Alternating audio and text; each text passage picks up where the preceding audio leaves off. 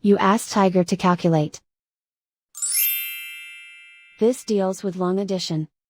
The final result is 116.38.